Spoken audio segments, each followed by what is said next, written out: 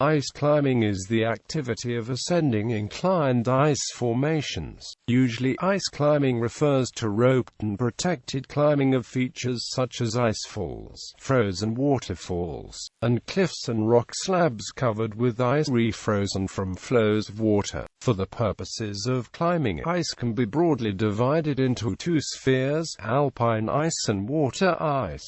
Alpine ice is found in a mountain environment, usually requires an approach to reach, and is often climbed in an attempt to summit a mountain. Water ice is usually found on a cliff or other outcropping beneath water flows. Alpine ice is frozen precipitation, whereas water ice is a frozen liquid flow of water. Most alpine ice is generally one component of a longer route and often less technical, having more in common with standard glacier travel, while water ice is selected largely for its technical challenge. Technical grade is, however, independent of ice type, and both types of ice vary greatly in consistency according to weather conditions. Ice can be soft, hard, brittle or tough.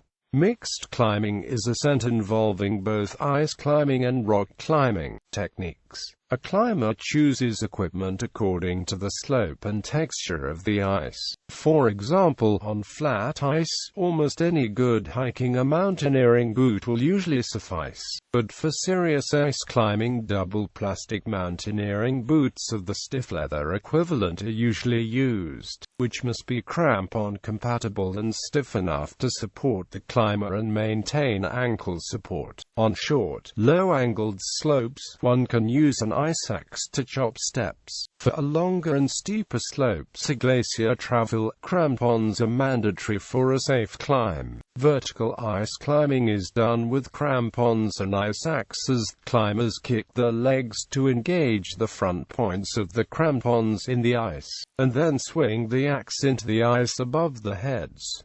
This technique is known as front pointing. The strength of the ice is often surprising, even if the axe goes in only a centimeter or so. It is enough to pull up on. If a climber is leading, they will need to place ice screws as protection on the way up. Most mountaineers would only consider the last scenario true ice climbing. The less steep variations are routine aspects of winter mountaineering. Some important techniques and practices common in rock climbing that are employed in ice climbing include knowledge of rope systems, tying in, belaying, leading, abseiling, and lowering. Beginners should learn these techniques before attempting to ice climb. It is highly recommended that one acquire knowledge from experts and experienced ice climbers. Rope systems: single, double, and twin rope are the three main rope systems used in ice climbing. The single rope system, which is suited for straight climbing routes, is the most commonly used rock climbing system in the world. Also often used in climbing is the double rope system, which is a more flexible system than the single rope system. Lastly, the twin rope system, which uses two twin ropes in a single rope system, is used for longer multi-pitch routes. Double and twin rope technique is used more frequently in ice climbing because these systems are more redundant, an important consideration given the number of sharp edges the ice climber carries with him. Impact force on ice is an issue, with double ropes gaining popularity over twins.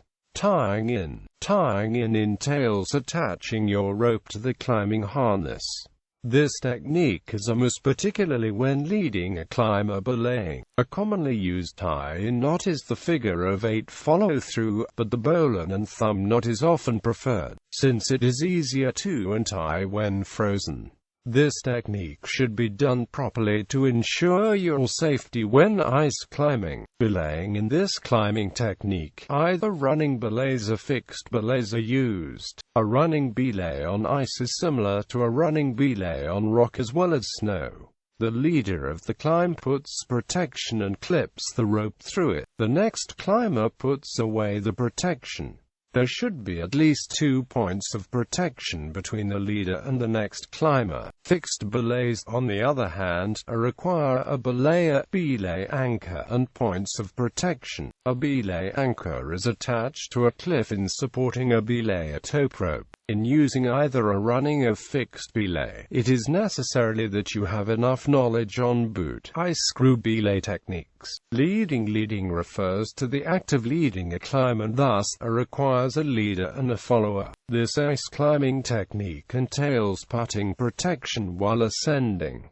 In doing so, leading is done in sections. The leader places the protection as she climbs until she reaches the top of a pitch. At the top, the leader builds a belay anchor with which to belay the second climber. While the second climbs, she removes the protection placed by the leader. When the second climber finishes, they both proceed to the second pitch. Abseiling, also called rappelling. Abseiling uses a fixed rope to descend. This technique is not only used to go down after a climb, it can also be used when trying new climbing routes and when there is a seemingly difficult access to the start of a climb. Careful execution is important when abseiling. There are the possibilities of jammed ropes becoming severed after getting in contact with sharp edges, and other cases of equipment failure. Lowering is one of the most common methods of getting down. A belayer at the base of the vertical wall ensures that the climber is lowered safely. This climbing technique is used when going down routes where there are short, steep walls. This is also used when you want to go down faster. These are the different techniques used in climbing activities. Keep in mind, though, that it is very crucial to learn these skills from expert climbers before attempting them yourself. Protecting ice. Today the most common protection for ice climbing is an ice screw. Ice screws are hollow tubes with sharp teeth on the front end, a hanger at the back to clip into, and threading around the tube. They are screwed into the ice and can provide very strong protection in solid ice. However, because of the variable nature of ice, the strength of ice screw placements can vary greatly. Ice climbers also use the ice itself as protection. The two most common of such techniques are the V-thread and the ice bollard. In a V-thread, two intersecting tunnels are bored into the ice to form a V-shaped tunnel. A sling or cordelet is then threaded through the V and tied in a loop. The rope is passed through the sling, which remains left behind after use. In an ice bollard, ice is chipped away to create a teardrop-shaped bollard. A sling is placed around it, and the rope through the sling, which again is left behind. When ice conditions permit, the sling may be dispensed with. Natural formations, ice hooks, and ice pitons are also used as protection anchors by ice climbers. Ice climbing grades. Waterfall ice grading. This discussion focuses on the waterfall ice rating system as used in the Canadian Rockies.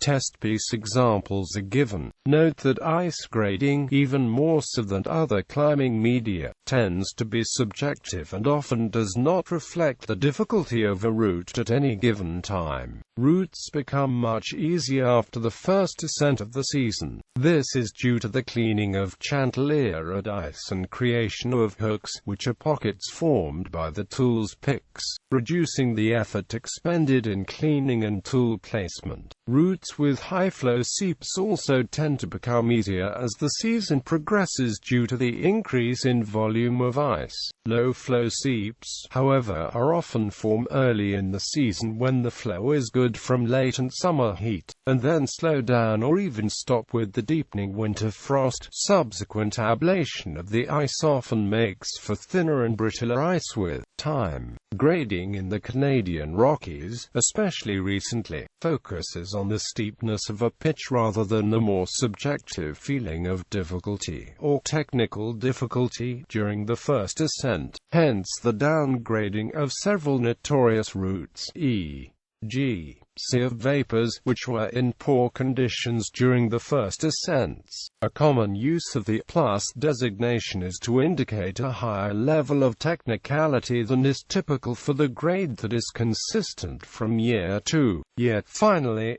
Canadian Rockies Y grading does not have anything to do with whether a climb is multi-pitch or not. Therefore, a 4-pitch WI5 is not granted WI6 just because it's long, and likewise a 4-pitch WI6 is not given WI7. WI2 low-angled, with good technique, can be easily climbed with one ice axe. Grades beyond this generally require the use of two ice tools. WI3 generally is sustained in the 60 to 70 degree range with occasional near vertical steps up to 4 meters. WI4 near vertical steps of up to 10 meters, generally sustained climbing requiring placing protection screws from strenuous stances. WI4 plus highly technical WI4.